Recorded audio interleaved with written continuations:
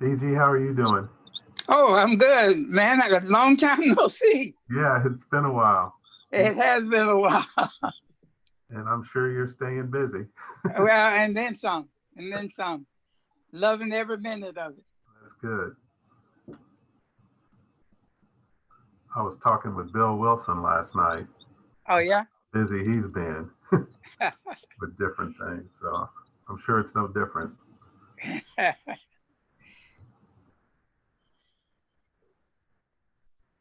Morning, David. Good to see you. Morning.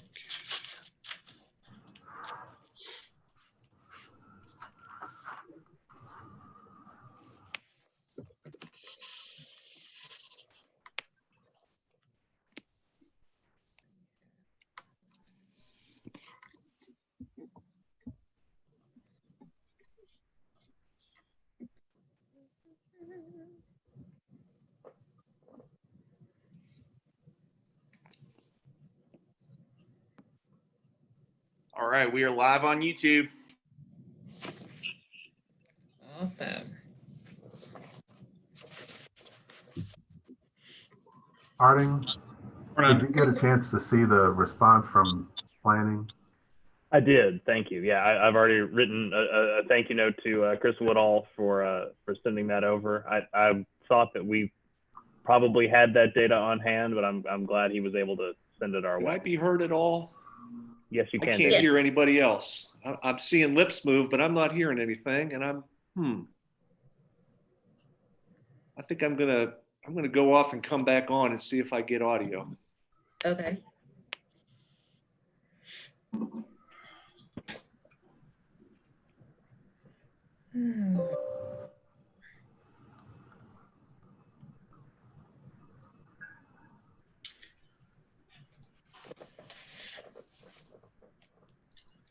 It's 10:30. We're still missing quite a few folks. Give me a few more minutes. I was just sharing that already. I prefer the evening time just because there's so much less going on. Email flow is much different, and I imagine that's what some people are experiencing. Mm-hmm. So, but it's an important conversation, so I'm up for having it right now. Yeah.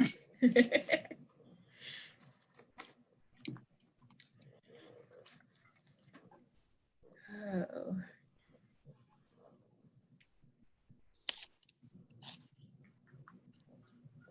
Let's see.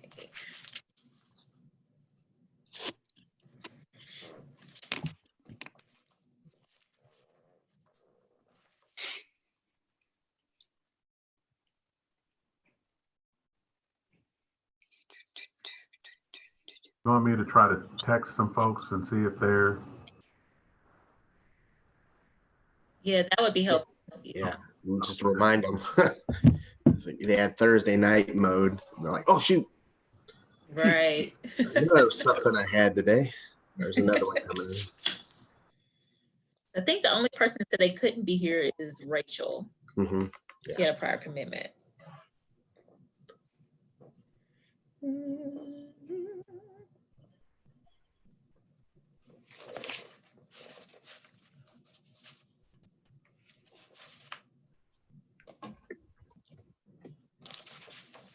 Let's see.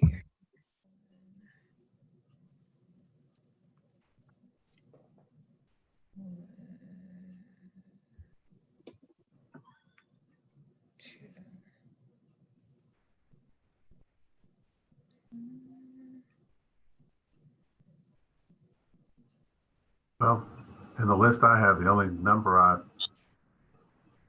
one that's not here right now is Reverend Brock. So that's all we just had. She's with us now. Yeah, Oh, she just came out. okay, so I don't have anybody else that I can. I Okay. just texted George Brown before the meeting started. Okay. I know Councilman Brown, he said he will be here. He did say that he could do this time. So we'll go ahead and get started. What do you think? It's 10:33. Good morning, everyone. Difference from Good morning. that we normally say. Thank you all for being flexible to be able to join us on a Friday morning instead of our typical Thursday evening. I'm going to start off reading the COVID statement. Due to the COVID-19 pandemic, state of emergency and Governor Beshear's executive orders regarding social distancing, this meeting is being held via teleconference pursuant to Senate Bill 150 as signed by the governor on March 30th, 2020, and Attorney General Opinion 20-05, and in accordance with KRS 61.826, because it is not feasible to offer a primary physical location for the meeting. So again, thank you all for being flexible for our meeting change that we had to do. The city can only do one Zoom meeting at a time. So with the health disparities town hall occurring last night, scheduled during our meeting time, we had to make that switch at the last minute. So we really appreciate you all being flexible during this time. So thank you once again. Let's see. The minutes, has everybody had a chance to review the minutes? Are there any changes that need to be made to the minutes? Yes, in the portion with Byron Mitchell, I just wanted to note that the organization that he's an ambassador for is Grounded Solutions. And then he referenced that there were 250 community land trusts across the country. I think it showed 22. So. Right. Eric, those things notwithstanding, you're doing a wonderful job of keeping minutes of our conversation. I'm impressed. Thank you, sir. Oh, thanks. I do go back and watch the meetings to make sure I get it right. All right. Let the record reflect that those changes will be made to the minutes. Any other changes? All right. Now we're in a motion to approve the minutes with the necessary changes. I'll move to accept the minutes. Second. Awesome. All in favor, wave your hand. All opposed? All right, the hands raised have it. Thank you.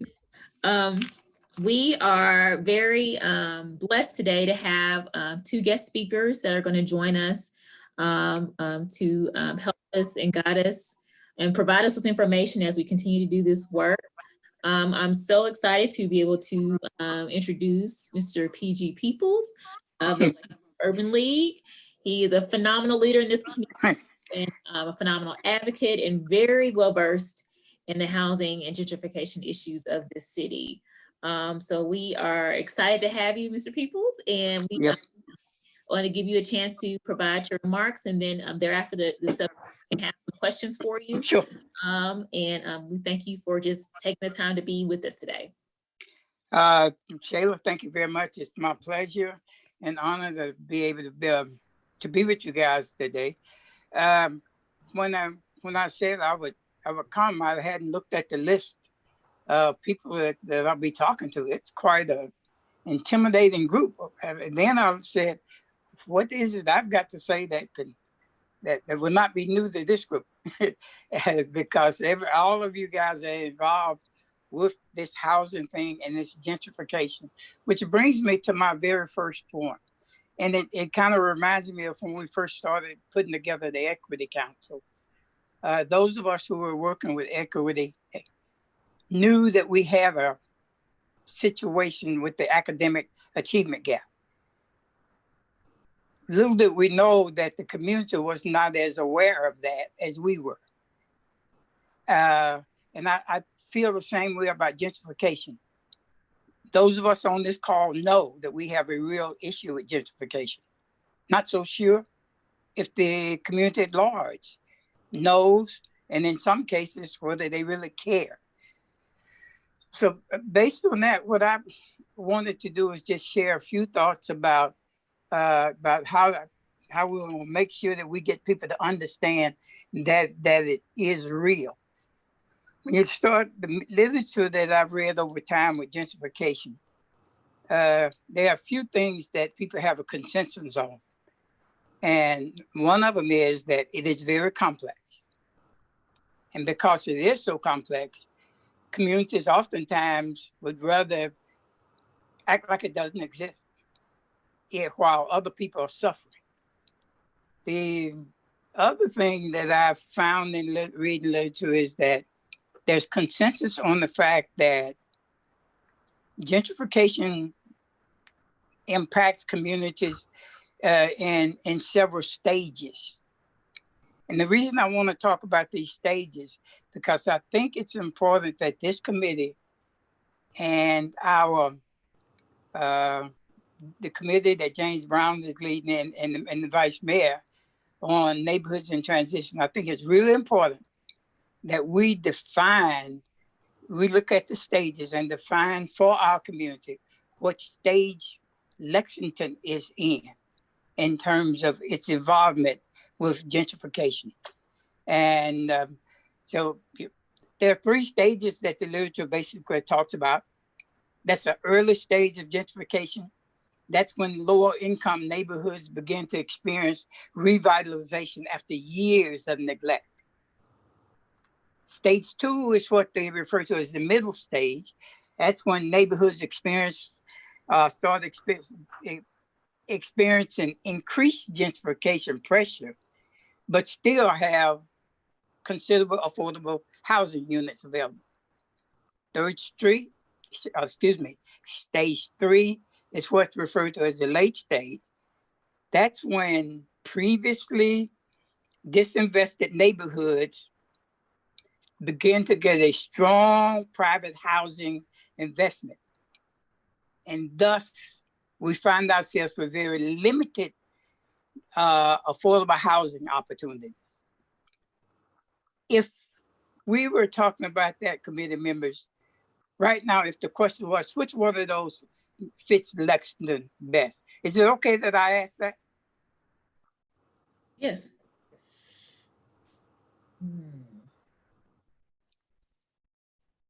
Mr. Peoples? Yeah. I will share. So Raquel Carter from Guide Realty. Yeah. She shared some housing stats with me. Yeah. For the month of June in Lexington, and it's looking at Lexington as a whole. But she said that the median sales price for a home was $219,900. The affordability factor for a household earning less than 80% or 80% AMI is $176,000. For a household earning 60% AMI, it's about $132,000. In that window right there between the months of inventory for houses priced at between $120,000 and $180,000 is at half a month right now. Wow. And that's, so I would, just based on that data alone, I would suggest that Lexington is right at stage 3. Wow. And that's serious. That's very, very serious. And my guess is that's not too well known. That's not too well known. That's why I think it behooves us as this committee and behooves us as the task force on neighborhoods in transition.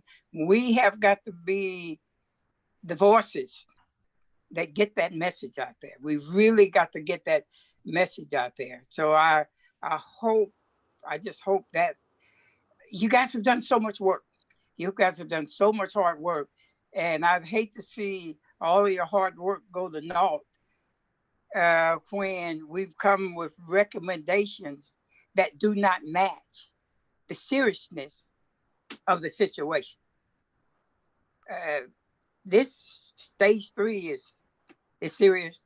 So I hope the recommendations will be hard hitting and take us to remedies and recommendations that matches the existing stage. So that's one of the major points I want to drive home to you guys in my time. The other one I wanted to drive home is that we know that the pandemic has impacted our communities, has impacted all of us. And it has brought to halt most of what we do. most of the proactive things that we do in terms of affordable housing. If it hasn't brought it to halt, it has slowed it down. But I would go out on a limb and suggest that it has not slowed down the investments that are coming into our neighborhoods that's creating the problems that take us to that stage 3 that we talked about. Any thoughts on that? I don't think the investments have slowed down at all. And I don't want us to wake up at the end of the pandemic and see, wow, this thing has really gotten bad while we were in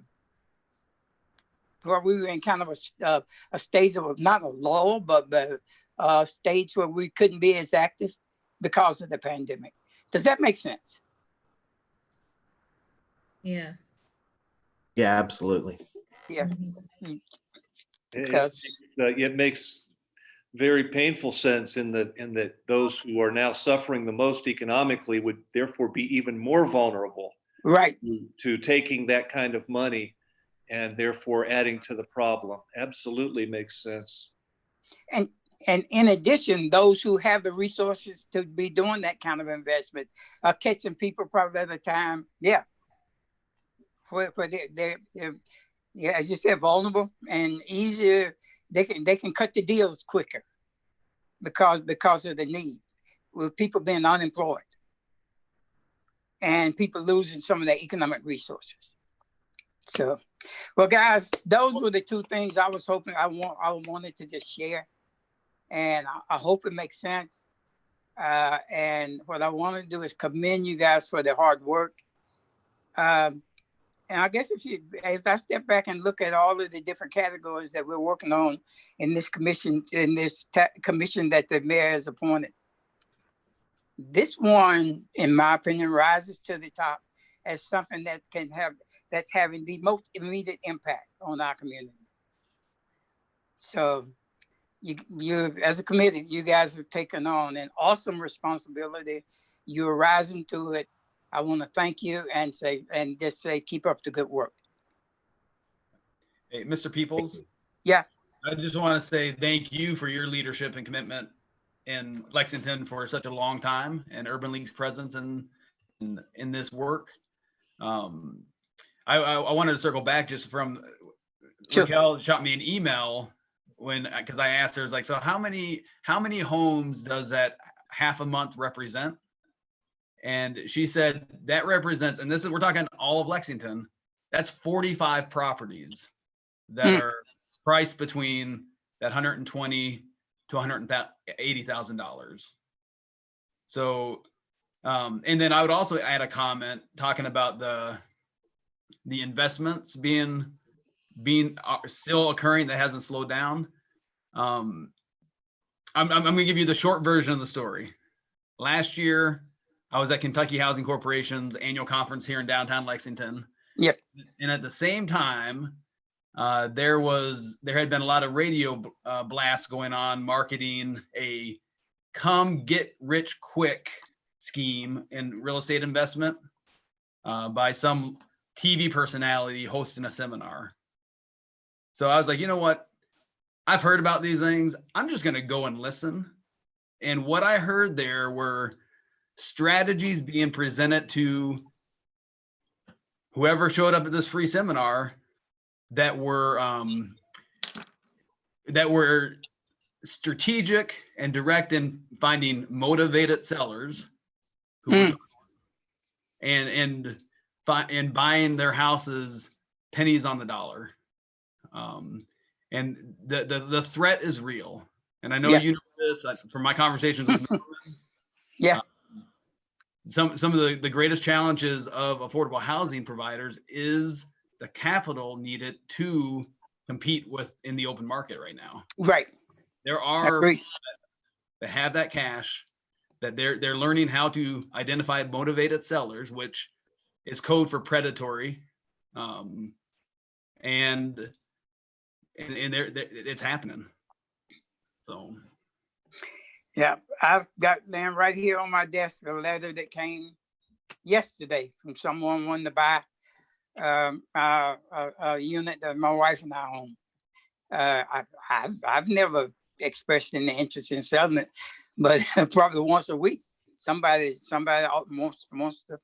wants to purchase it, and that it's pressure on people who probably find themselves probably not to any fault of their own in need of some cash, and they're predatory.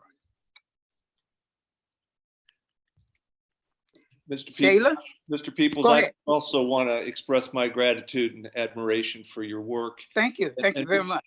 Yes, sir. And when you said that we need to come up with recommendations that meet the seriousness of this stage, and just what Russ said there, we obviously can flesh this out, but one of those recommendations has got to be how we get capital to build up these neighborhoods before other capital comes in and buys up these neighborhoods. Right. We've got to be able to do that somehow. Make that recommendation. Yep.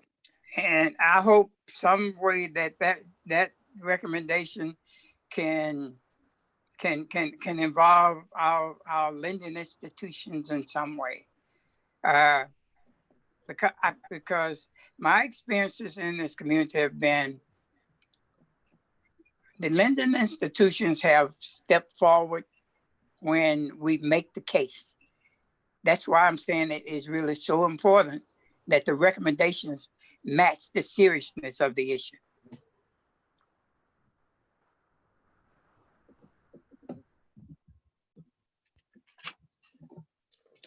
Thank you. Any other questions for Mr. Peoples before we let him go, or comments? All right. Well, thank you guys for allowing me to be a part of this. There are a lot of people depending on what you guys are doing right now. And I know you all are serious about it. So thank you very much. Thank you. Thank you. All right. Bye-bye. Bye. Bye. No pressure. All right. I see that our second guest speaker has arrived. Ray, would you like to introduce him? Sure. About 2 meetings ago, Elijah Harkless reached out to us, and he was interested in appearing before our committee to share his story. And after I exchanged a couple of emails with him, there was no doubt that he has a very compelling story regarding gentrification, and certainly has a story that would be upon this group to hear it and consider it as we're debating these recommendations to give to the mayor. So I reached out to him again, and he graciously agreed to appear before our committee to tell his story. So Mr. Elijah Harkless, I'll give you the floor and give you some minutes to tell your story. And if you wouldn't mind, if anybody has any questions, to stick around and answer those. So appreciate it, sir. Hello, everyone. I would first like to say thank you for the opportunity to speak for something that is very important. And I appreciate you all taking the time out of your busy schedules to address these issues that affect our community. Just to tell you a little bit, I'm in my early 20s, and I've lived in the West End community pretty much all of my life. And I am seeing now the effects of gentrification. Obviously, we saw it in the East End community, but we are now seeing it even more so in the West End community. It was always existent, but now it's here. It's here. And so where my story comes into play is that in my search for a home myself, I now have to experience the effects of what is currently going on and what's taking place. And so to give you a little a quick backstory, just recently, since February, I have been in search for a home, and I actually found what I thought was the home for me. It was listed at a price that I knew was higher than probably what it should have been, but it offered everything that I needed. in a home. And I began to write my letter to the owner and all those things. And the owner actually, let's just say this, I seen the house Friday. On Sunday, the owner was going to make a decision. The owner actually called me Sunday night to ask me if I would meet the highest offer. According to my real estate agent, there were 17 offers on this home. She said this is unheard of. It was just unheard of. 17 offers on this home. And the owner called through their real estate agent and asked if I would match the highest offer. I could not at that time match the highest offer. And so what happens is I lost the home. And that is what is happening. Now, to give a little insight, while I'm viewing this home, I've seen several white individuals come by. I've seen several Hispanic individuals come by. I've seen several Asian individuals. An Asian couple actually came by, 2 of them. While I'm in there visiting the home, no African Americans. This is a predominantly African American community. In fact, it was St. Martin Village, which you've recently had someone speaking about. I've watched both sessions now. And to see that this home sold for at least $155,000, it's mind blowing, but this is what's happening. Those who have lived in this community, those who know this community, who are acquainted with this community, no longer have an option and opportunity to buy in our own community because someone is coming in looking at it as an opportunity of investment. To them, it's an opportunity of investment. Either how can I sell this house to make more money? In this particular instance, the couple who bought it, they were a white couple, a young white couple. Most likely, they're going to live in the home, depending on their loan, for the term that they have to, and then they're going to rent it out, most likely, because it was move-in ready. And so these are some of the things that are happening that we are seeing that is affecting us. What happens when I'm only asking for a certain amount as an owner, but I get I'm really in need and someone is willing to go above and beyond. And that's what happened to me. The owner really wanted to sell to me, but she couldn't. There was a need there and someone was able to meet that need. And that is the issue that we are facing. There are several other homes in St. Martin Village becoming available even now. And it's the same issue. You have owners who are in a time of need, and unfortunately, most of them will take the highest offer. And so I just want to leave that.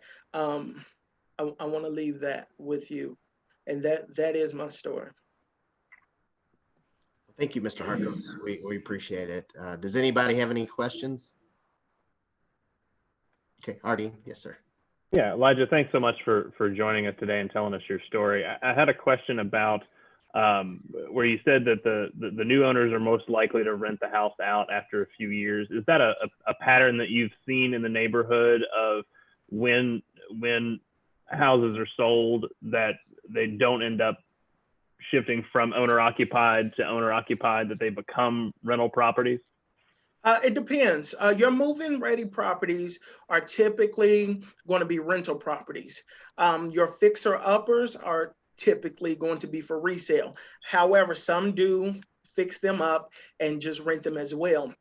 There's actually a home up there that just became available for rent, over $1,200 in rent. That's unexplainable, unimaginable for that area. Mm-hmm. You have a lot of people who are renting at that price who are not from that community. So yeah, that is what's happening. That's what's happening. And in this instance, some of your loans, particularly the FHA loan, if you acquire a home through that loan, you have to live on the property for a certain amount of years. I believe it's 1, but it may be 3. So anywhere between 1 to 3 years, maybe 1 to 4, you have to live on that home, in that home, before you can use it as investment property. And so that's the deciding factor of whether they are immediately, you know, renting or whether they're residing there for a little time. I actually spoke with the new owners. I was going by the metal, and as we all like to do sometimes, and that was my question to them. I said, "Are y'all gonna live here?" And they said, "Yes." And so, but I knew, you know, most likely not for long. It's just the honest truth. Got it. Thanks for that clarification. Any Harkless, other thank you questions? so much for joining us this morning and sharing your story and your experience. It definitely rhymes with many other stories that I hear, and frankly, my own personal experience in trying to find housing in a market that was highly appreciated. I was wondering, of the homes that you've been looking at, can you talk about the quality of those homes and the price range of those homes? Tip for me, I'm looking for a specific kind of house. I want to live there. It's not investment property for me. It's to reside there. And so I have to have somewhere that's livable. But so the homes that I'm looking at are livable, in livable conditions. But I've seen the span of unlivable homes that need some work to homes that are prepared for move-in ready. And so I've seen both factors. The range is, as was discussed on previous meetings, in that area, anywhere between 130, well, technically 140 to up.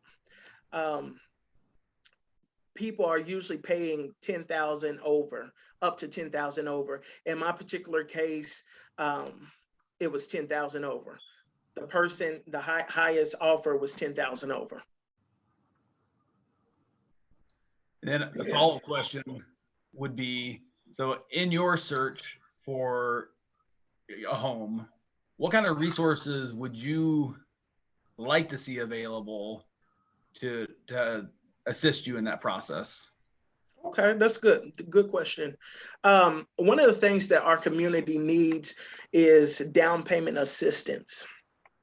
They need down payment assistance. You know, how can you take someone who has been in a situation or circumstance that is unfavorable and who is trying to better their lives, but they don't, they may be able to qualify for the loan. They may have gotten their credit score better. They may have a job that would allow them to meet certain loan requirements as far as income. But what happens when I don't have a savings? What happens when I don't have the money to put 7,000 down or 10,000 down for a down payment or 5,000 down for a down payment? What then happens? I'm unable to buy, and I remain a renter. And not only do I remain a renter, but I remain at the hands of those who are raising rent. They're coming in using predatory strategies to basically benefit off of my livings, off of my situation. You know, and then to be quite honest, a lot of these homes, they're on Section 8. And so they're setting the bar high because that's what they're wanting. They want someone who's going to come in and who is on Section 8, who is going to have an automatic voucher that's going to pay them. And so, hey, why not set the home at $1,200 when I know I'm going to, it's guaranteed, even though the house isn't really worth renting for $1,200. Thank you for that. And then if you have any other suggestions or ideas, you know, we would love to hear them via email or however that is. So if I can add, on one of your last meetings with, I believe she was the president of the St. Martin Village Housing Association, you all began to talk about taxes, how taxes begin to raise based upon the market. I'll give you two predatory strategies. Well, one predatory strategy is by buying multiple houses in the same neighborhood. What happens is that you now set the market. you now set the market, because I've bought 4 houses or 3 houses. Now I can determine what the market is set at. If I sell a house for 150, guess what? I can sell all the other houses for that or higher, depending on it. And so that's a predatory strategy. And so they're coming in. So I give 2 quick solutions that if you all would consider, is finding a way. Obviously, we cannot stop people from purchasing homes, but there has to be a way where in areas that have been identified as vulnerable, that we can do that there can be some type of system that would limit almost the housing purchasing if you're outside of that area. Now, legally, if there is not a way, something else that can also be done is that putting a tax hold or a tax break on those who are already in the community, so that when those taxes go up, they're not affected, maybe for 5 years, maybe for 3 years. That's going to help them slowly, because really it's unfair. You think about those houses in St. Martin Village. Typically they would sell for $98,000, $100,000, maybe 70-something thousand. I know a home, an Indian man bought a home for 70-something thousand and wanted to resell it to me at 160,000. So if we can do some solutions as such, helping to hold the taxes, that may even help. It's not going to help the gentrification issue, but it's going to help with displacement issues. Okay. Any other questions before we let him go? Yes.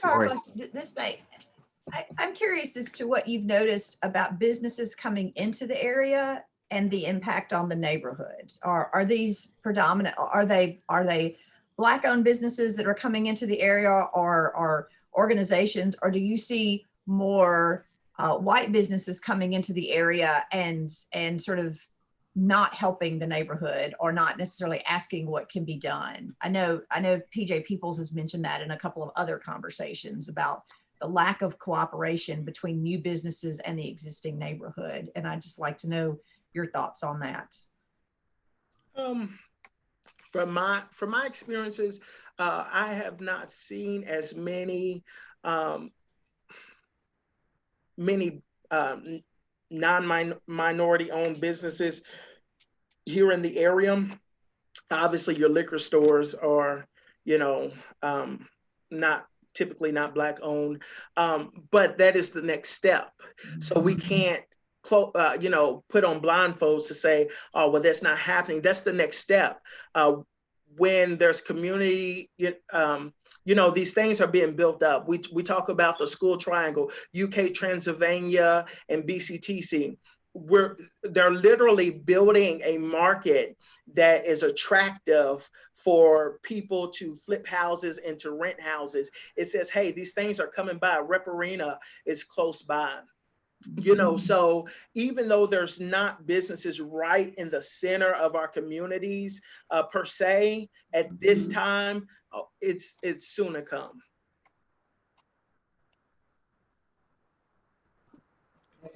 Any other questions? Mr. Harkless, I just want to thank you for coming and sharing your experience. I definitely identify with your experience because I too were looking to buy a home. And I started looking around January of this year, and I experienced the exact same thing you did. I'd find a house that I liked with my real estate agent, and we go view it, and we were standing in line because so many people were going to view that house. And then I had to put in an offer within minutes to the owner if I wanted to be even in contention. And 9 times out of 10, I lost because like you, I knew what my income was and what I was allowed, what the bank was going to lend me. So I definitely understand and identify. And the house that I really, really loved, someone came in, it was between me and this other offer, and they came in with $10,000 over asking. And I couldn't match that either. I couldn't match it. And it was the 10,000, that value was way more than the house was even worth, what they were going to offer. So I walked away. And so I encourage you to stay the course, because I eventually was blessed with a home that I love, that I feel like God chose for me. So I know that you're going to have that same blessing as well. But I definitely sympathize with their frustrations, because I'm out there hustling, facing the same roadblocks. And what's interesting is the house that I lost against the other offer that was 10,000 more, at the end of the day, they couldn't get that money. And so that real estate agent came back to my agent and said, hey, is your client still interested? Is that house is open again? Because they couldn't do it. Wow. So just I want to encourage you to stay the course, because your house is for you, and it's just for you. Thank you so much for coming and sharing. So I definitely sympathize, and keep at it. I promise your house is there out there. I promise. Thank you. Thank you. Yeah, thanks so much, Mr. Harkless. Thank you all. Appreciate it. Bye. Thanks.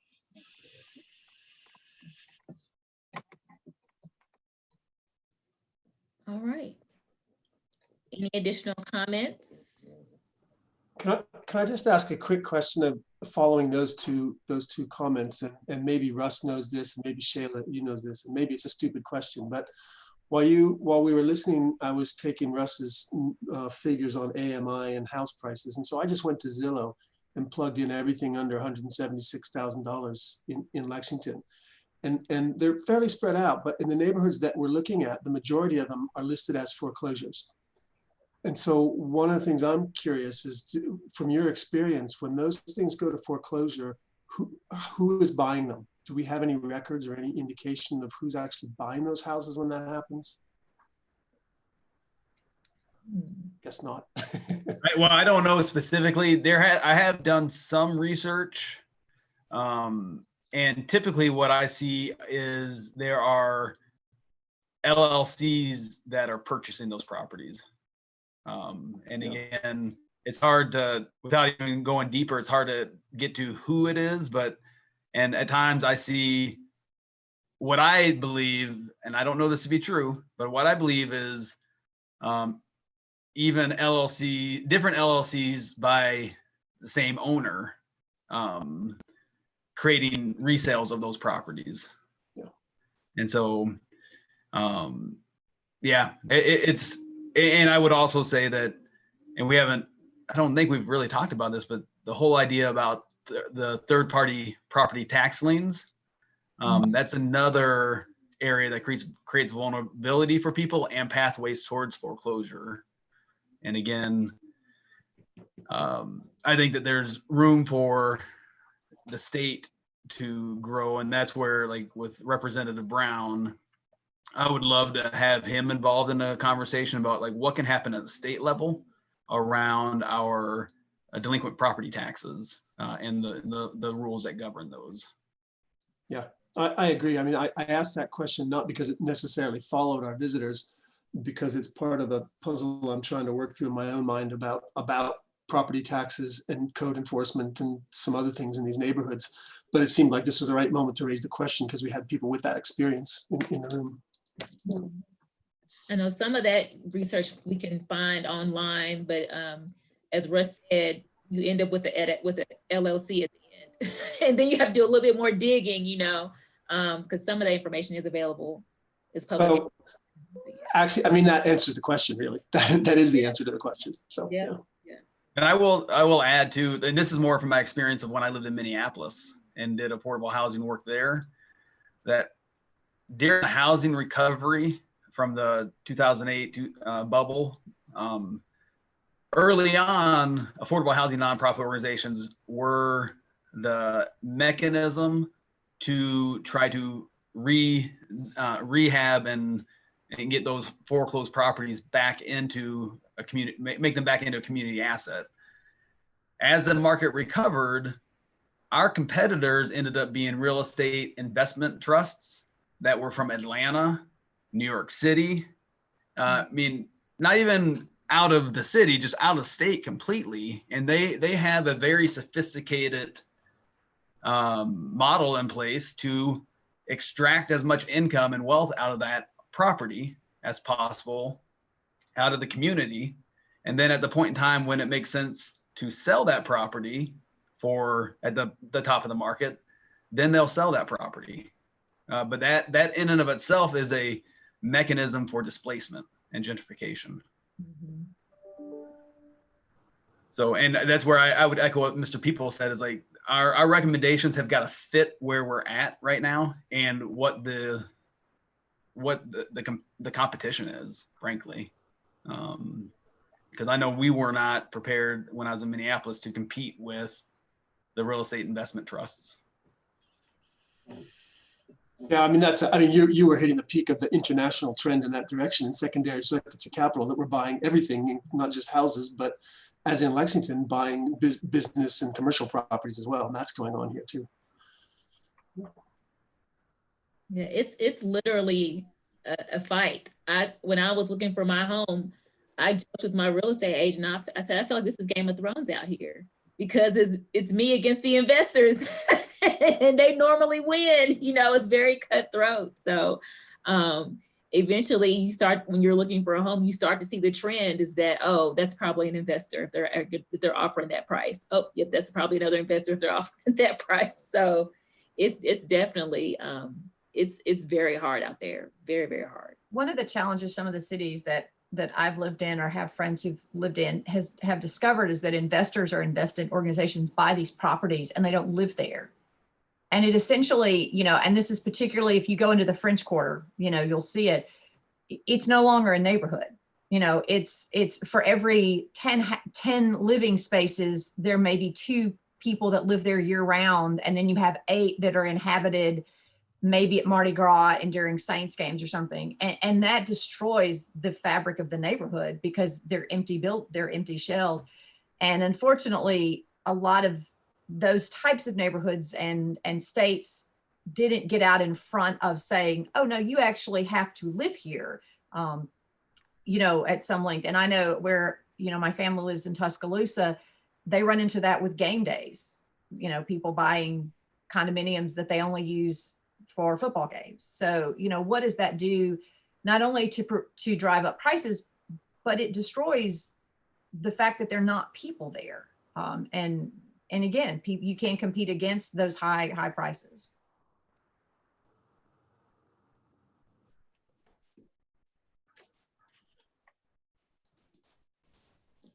Any additional comments before we move on down our agenda?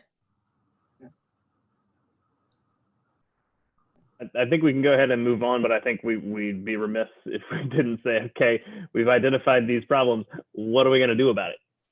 Yeah.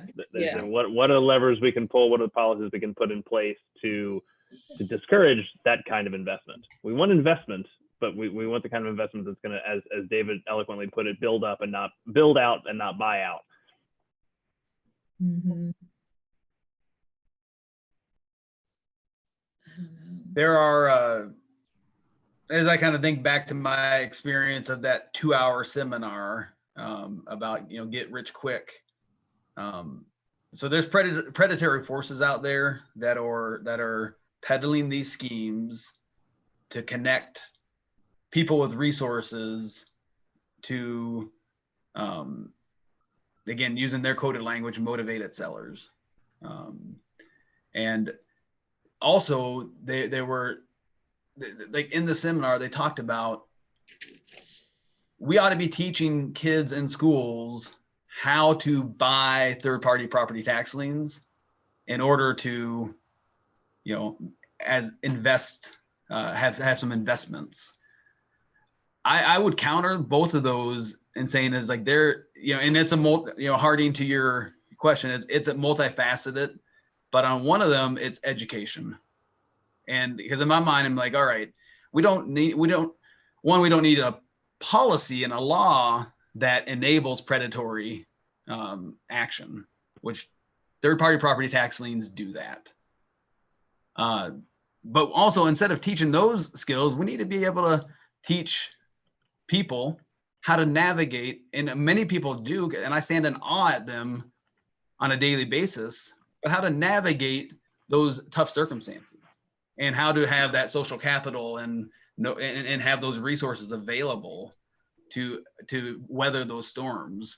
So I think like there's that piece, you know, and just going back to what both Mr. Peoples and Mr. Harkless said is, you know, lending institutions be involved. And what I would like to see is the city review their banking relationships to ensure that anybody that is in a banking relationship with the city of Lexington is at the very least not having predatory practices, or that has a strong track record of community investment and aligning with the goals or recommendations we make.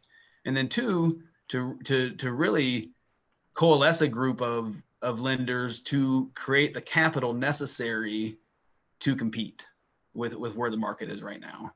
And then also to create those down payment programs. I know, like for me, the very first house we bought, we needed down payment assistance, and it was critical for us.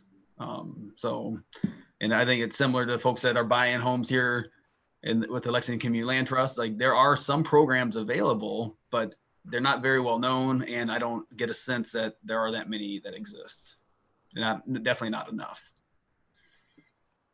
Russ, that's really helpful. I just want to say how helpful it's been for me personally to hear these personal testimonies from people in our community. So grateful that they've come on and shared their stories, because it's clear to me that one of our criteria for judging whatever recommendations we come up with is, are we equipping the Elijah Harklesses of this world to compete, if you will, against LLC in finding a home? That's the bottom line. And so whatever we come up with, if it's a recommendation, as Mr. Peoples said, that's going to meet our times, it's going to help our neighbors like Elijah Harkless to compete and be in those neighborhoods that they want to be in. I know I'm talking a lot today, but I wanted to add a little something else too. So one of the lessons that I've learned from the Newtown Pike Extension project here, and then the work of the Community Land Trust, and I think it's grown my I guess really my belief of where responsibility lies. So what happened here with Newtown Pike Extension was that federal law required that if you're going to have disparate impact on neighborhoods of higher concentration of low-income households or communities of color, then you have to do something to mitigate the harm. And then there was an executive order that in the 90s that was created that really kind of rounded that out, and some guidance around the socioeconomic factors, health factors, and whatnot. So what happened here was, you know, federal money came in to help build this road project that was going to have disparate impact on Davis Bottom, and they had the requirement to do something to mitigate the harm to the residents in that neighborhood, and really to try to do so in a way where folks that were in Davis Bottom could benefit and appreciate the coming improvements. So I would say, and there was a process there of community engagement, community planning, community incentives, community representation. Like it was a community-centric process. And I guess I would suggest that a recommendation be that when the city of Lexington is making infrastructure improvements, say down Manchester Road, that's going to have that in likelihood can ripen that area for further displacement, be it Irishtown, Spiegel Heights, you know, whatever is surrounding in that district, that there be a community needs assessment done, and that there be resources and engagement so that community residents are not displaced from their home. And so whatever those things look like, I think that there is a process through the Newtown Pike Extension project that we could look at, but really saying if there's going to be city investments made, in infrastructure, parks, businesses, that there are things to mitigate the harm, or I'm going to go the other way, to enhance the viability for existing community members to be able to benefit and appreciate those things alongside with everyone else. I think you could tie in some neighbor-owned businesses or cooperatives into that piece to make sure that it's not like a high-end grocery store or some kind of high-end expensive restaurant, you know, plops down in there. I really like that, Russ. And go ahead, Harding. I didn't mean to cut you off. No, it's okay. I've now sort of lost my train of thought, but I'll return to an earlier train of thought, which at the risk of throwing things off, I agree with everything you're saying, Russ, that there's a need to mitigate risk or to mitigate impact.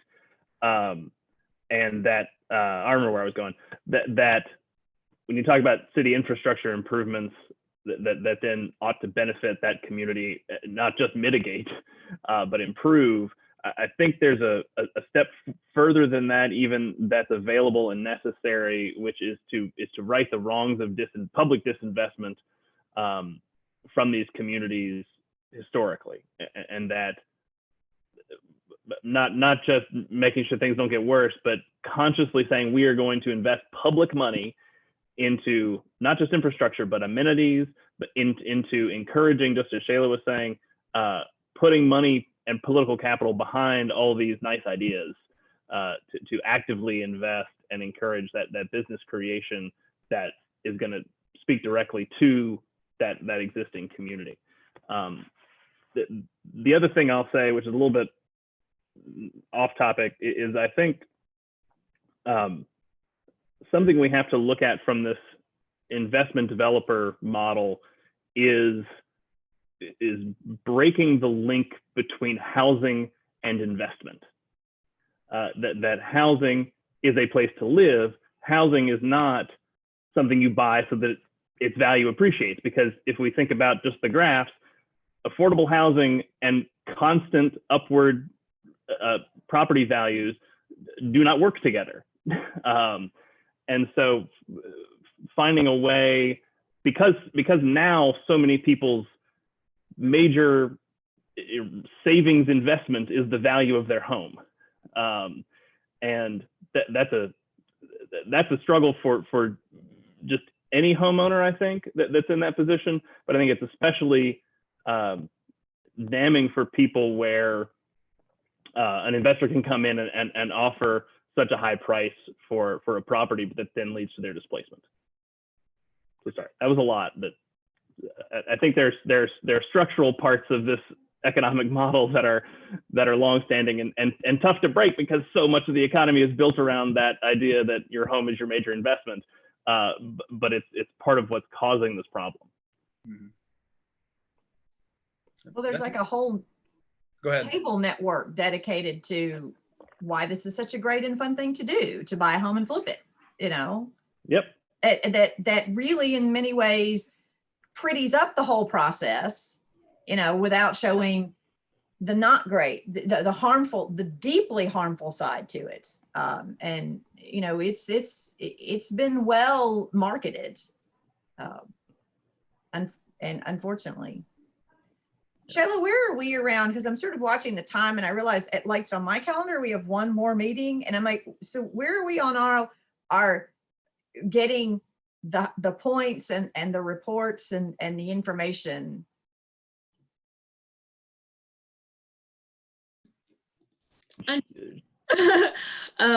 So we're, as we previously agreed, we have one more outside of the town hall. We have one more meeting to discuss, ask guest speakers to come in.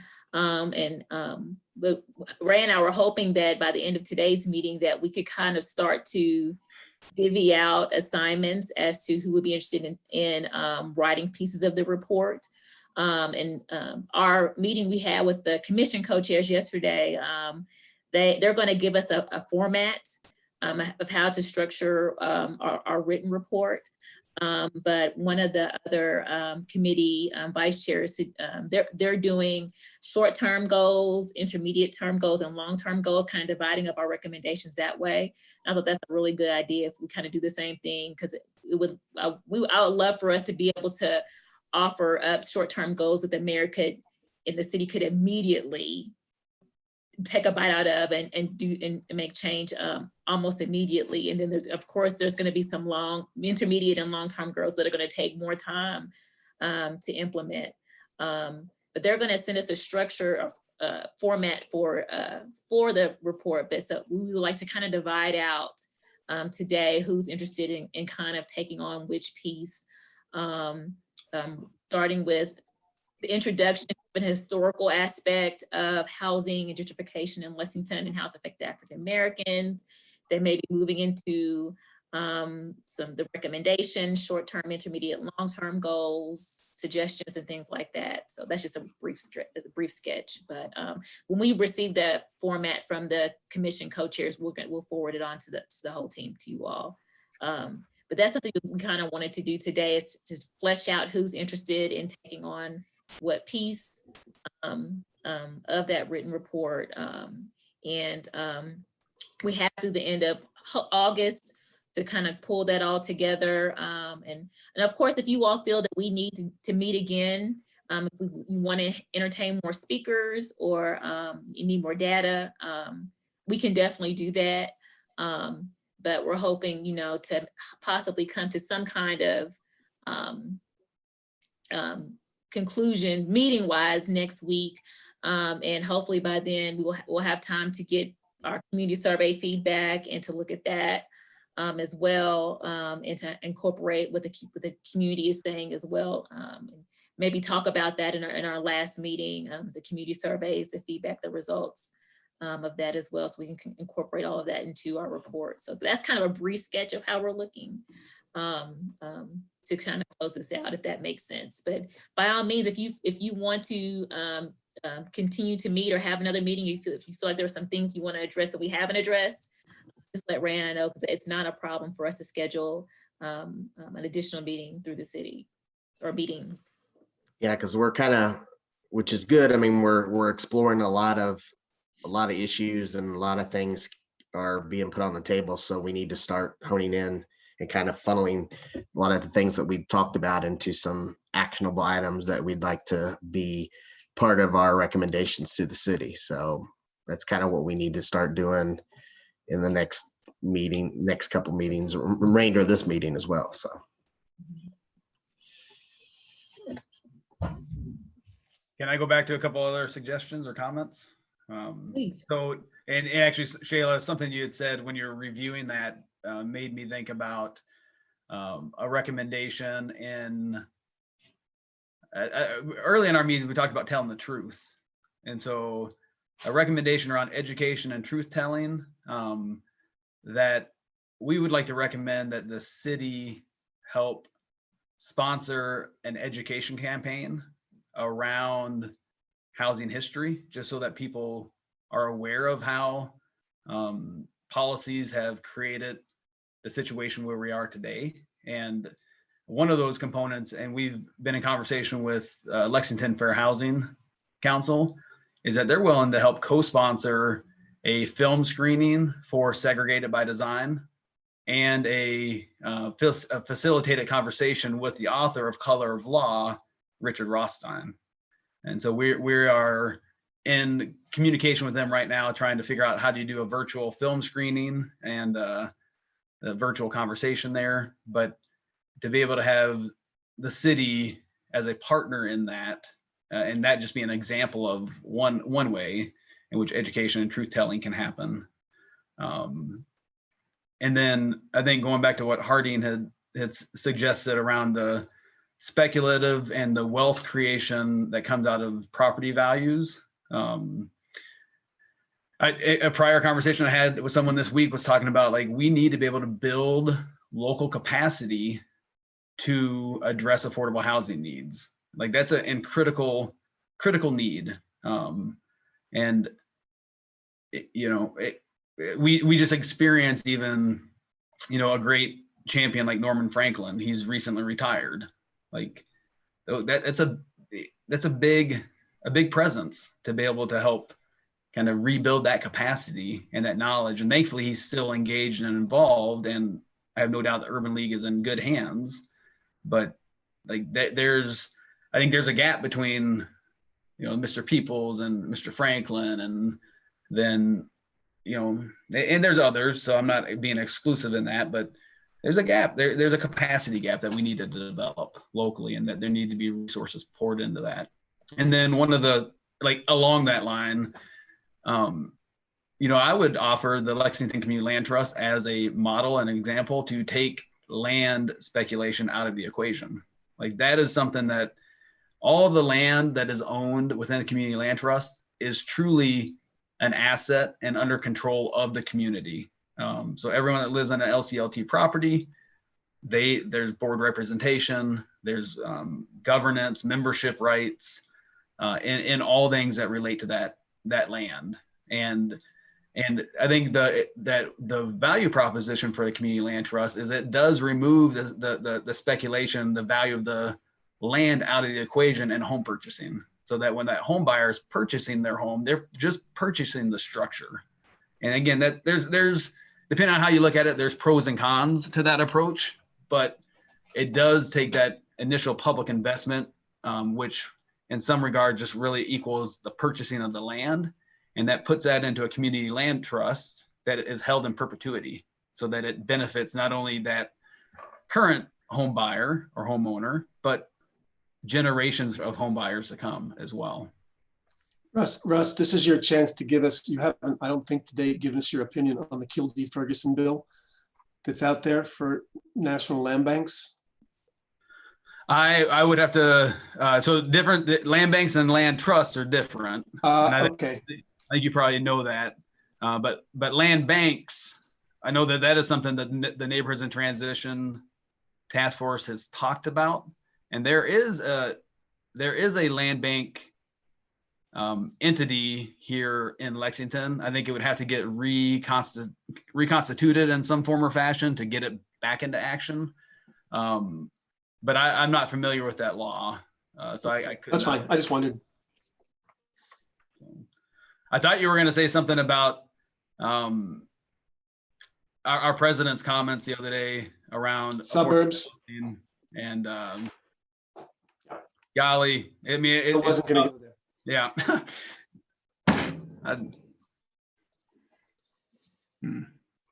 Can I just add a little tongue-in-cheek recommendation? Yes. Because it's in my mind, I got to get it out there. But Mr. Peoples and others have talked about that they're getting solicitations to buy their properties. For our pastors and at the table, I will say, in the spirit of Christian love, I would love for the city to do a mailing campaign back to those investors with a spirited finger addressed to them and say, not for sale. So. And we need to add the phrase, bless your heart, in there.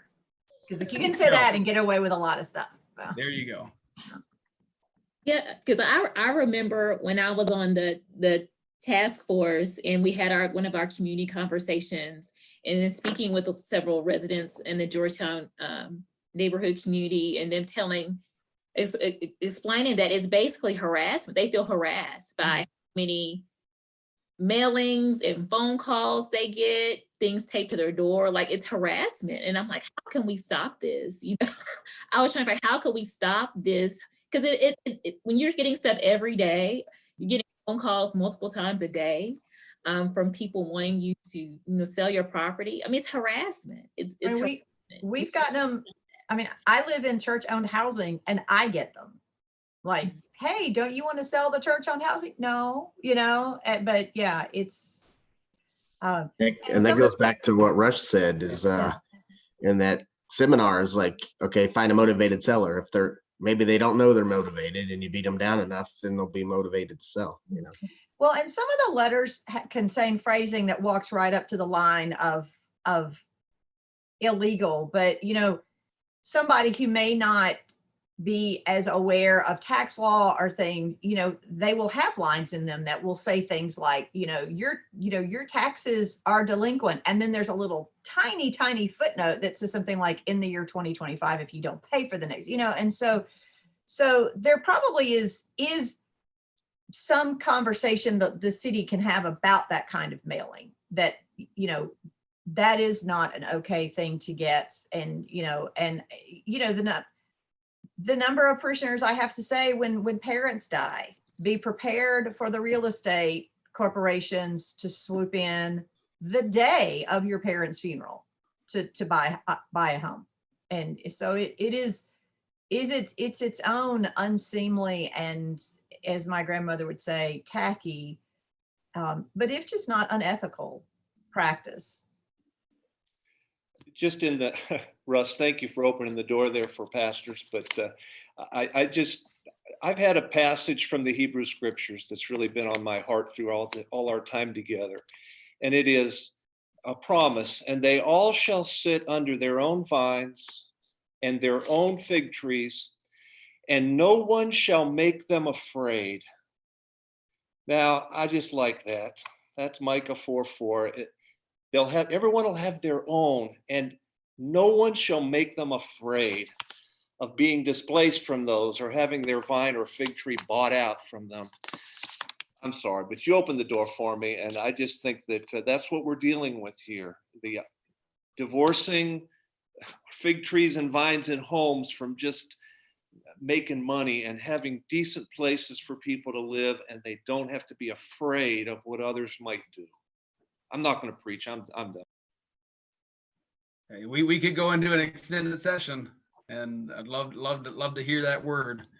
But you hit on, like, that's the problem with the president's comments the other day. I mean, there's a lot of problems with those comments, but one is the leading edge is about the economy and about property values. It's not about people, and it's not about affordable housing. It's not about meeting those needs, and there needs to be recovery of sight for each other in that. So thank you for sharing. When I go to preaching, the foundational belief of Christianity is human flourishing.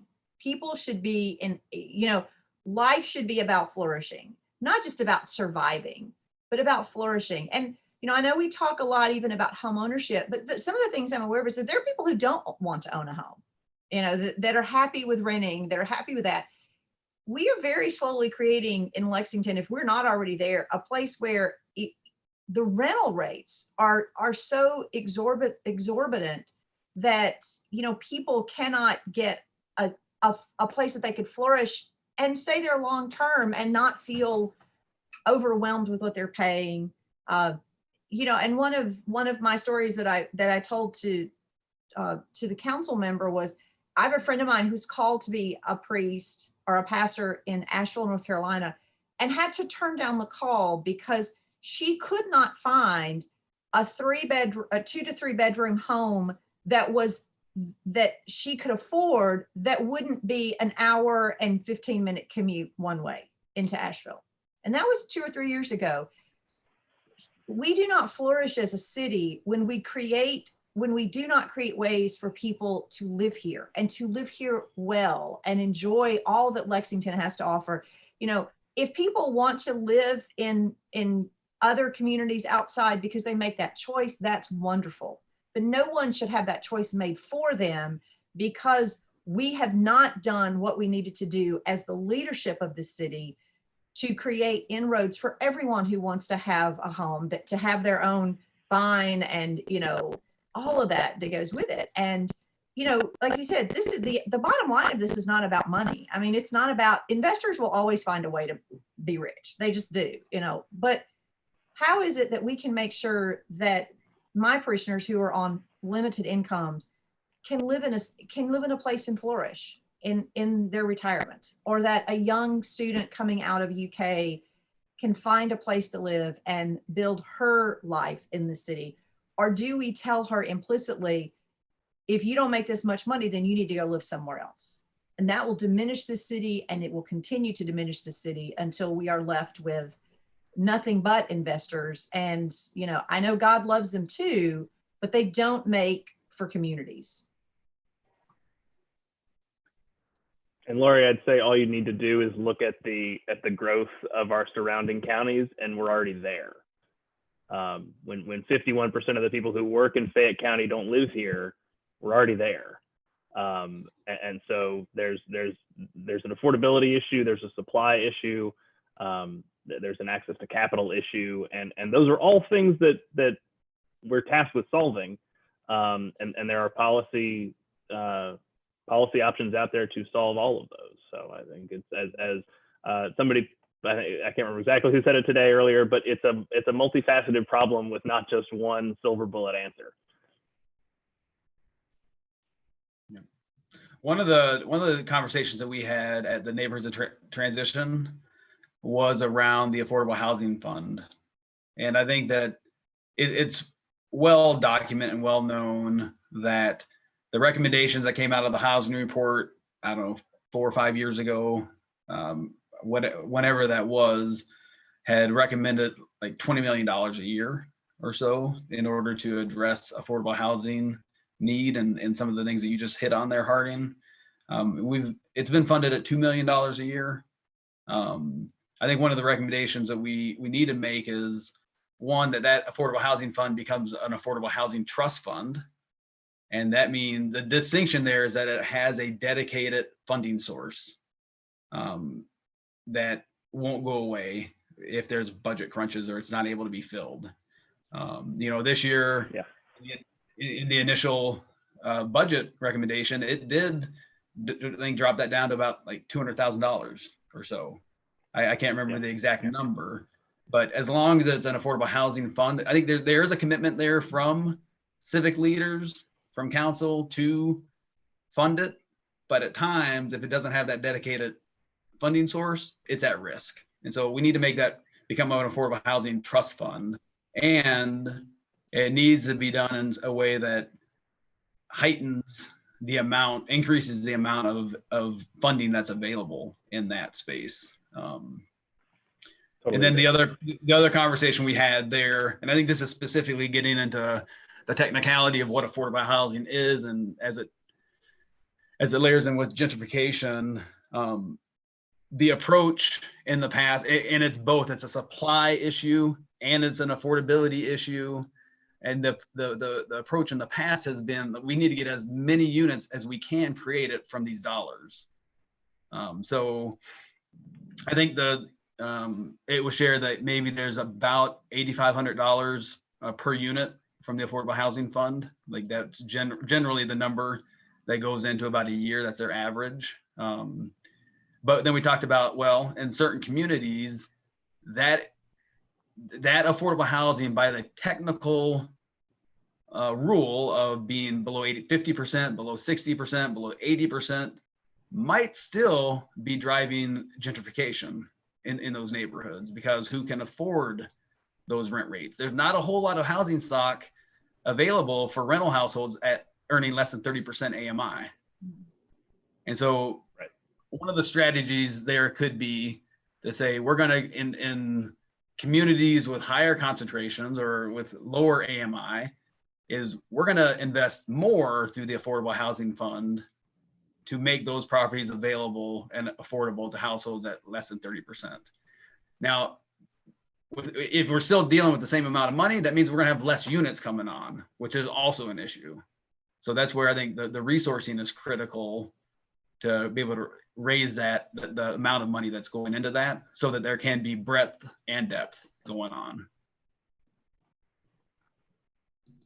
That's good. I've added that to our list. I've actually added several things to our working list that you all have mentioned today. So I will definitely update that and send that out today.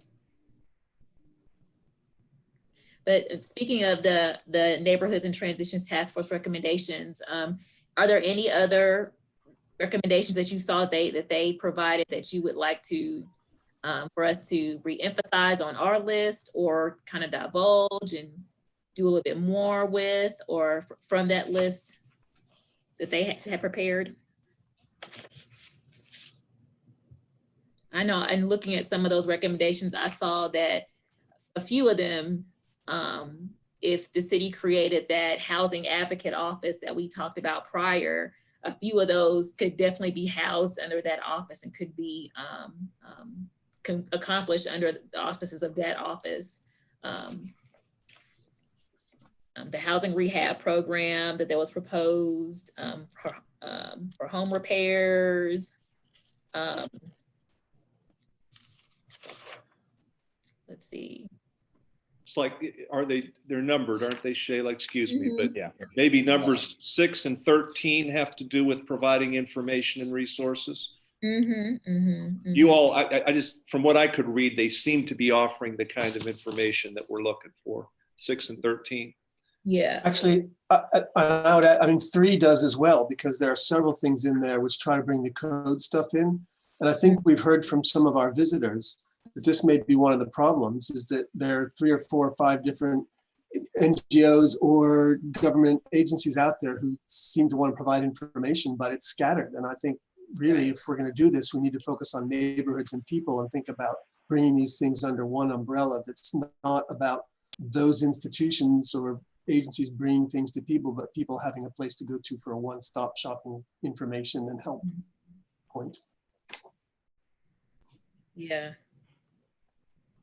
Thank you. And I was also going to mention that in terms of Mr. Peoples talking about local banks and that investment, that's number 12 on this one as a possibility. Yeah.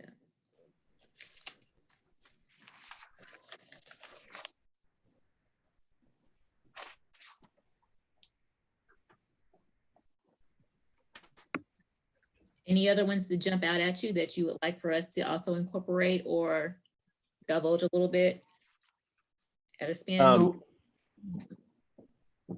ahead, Harding. One that I had, thank you. So I've got notes next to a lot of these, and there's only a few that I'm like, yes, that's good as it is. And I thought number 19 brought up the creation of the rental registration program and the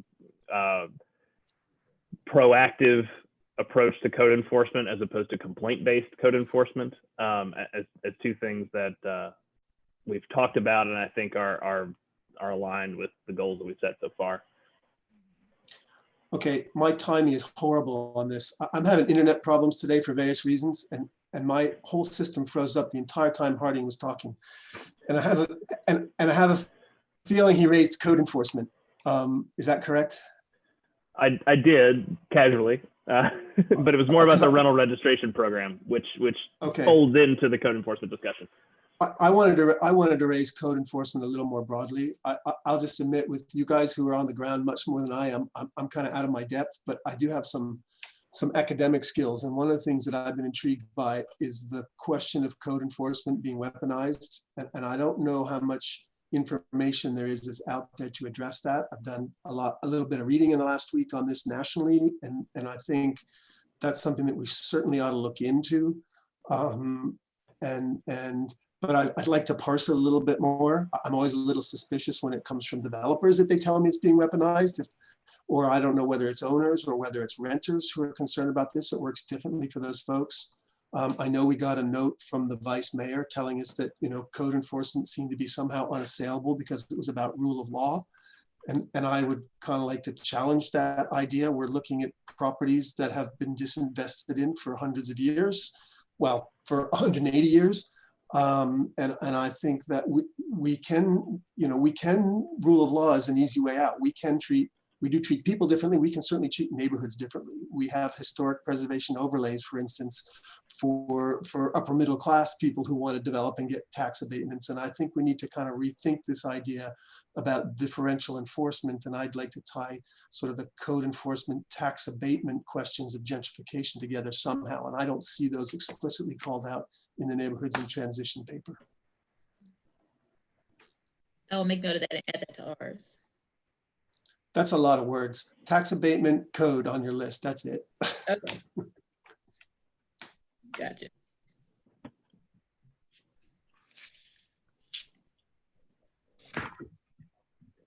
Any others? Shayla, the other one that I had that I felt strongly about, but that I feel like could use fleshing out is number 22, which references small area plans for priority neighborhoods to receive major direct investment. And those are 3 big words that can mean a lot of things. And I think getting an understanding of what we can ask the city to do more specifically would be helpful. Okay.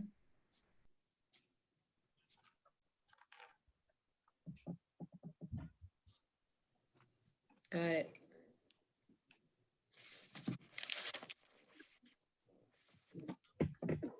And then if I can throw one last thing in there, number 24, the last one on the list. The word encourage shows up in a lot of places where I would just strike that out and substitute require. And this is one of them.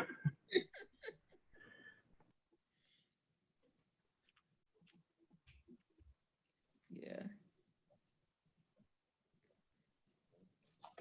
Yeah, well, that ties in with the tax abatement and other kinds of things. Yeah. Great. As we only have a few minutes left, I'll just briefly hit on that. Let's continue to distribute the surveys via electronic means, handouts. I still have plenty of copies here in my office for anyone to come pick up. And hopefully we can get everything turned in by August the 4th to Ray's office, or those surveys completed electronically by that time, so we can then have time to kind of look at those results at our next meeting. Let's see, final report assignments is, I'll throw that as does anybody know that they are interested in dealing with a certain part of the report? Anything piques your interest? Any topic that you would feel comfortable fleshing out? And I would definitely. Could we defer that question until we see the list that you're going to make from what you're taking notes on right now? Yes. yes. I will update and I will send that out. And you all can have some time to mull over and see what you would like to take on. That's definitely fine. Yeah. Definitely fine. Let's see. And then our town hall is coming up on the 4th at 6:30 to 8 p.m. with KET host Renee Shaw. We have room for potentially 3 seats, 3 people to from this subcommittee to participate. Is anybody and would be willing to commit right now? Because we do have to let the city know in enough time who's going to be representing our committee. Any volunteers?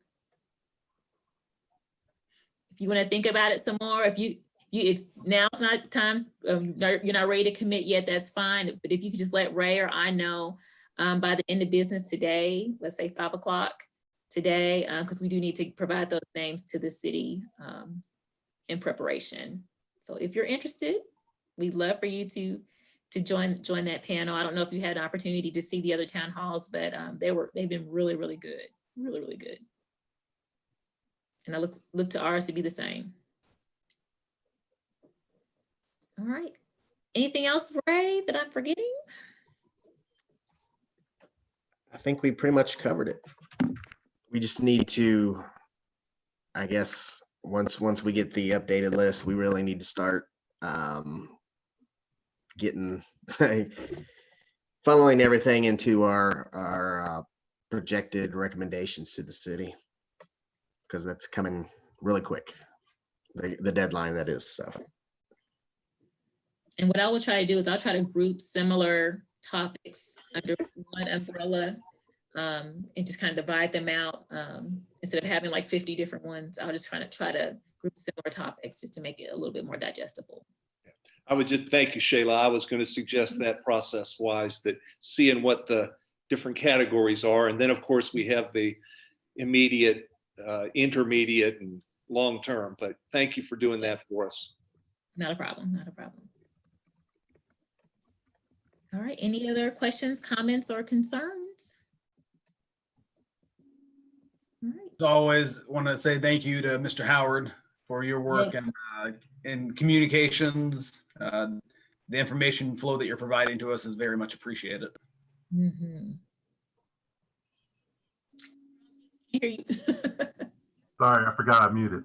I feel like it was a little bit delayed the last week, but I'm glad that some things have really started to flow, and I will be putting those on the Google Drive probably after this meeting, because I've already gotten some feedback from for the things that I can post and make public.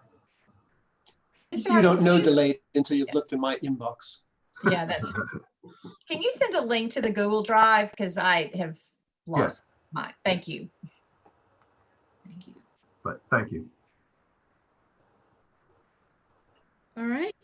Well, if there's nothing else, then shall we adjourn?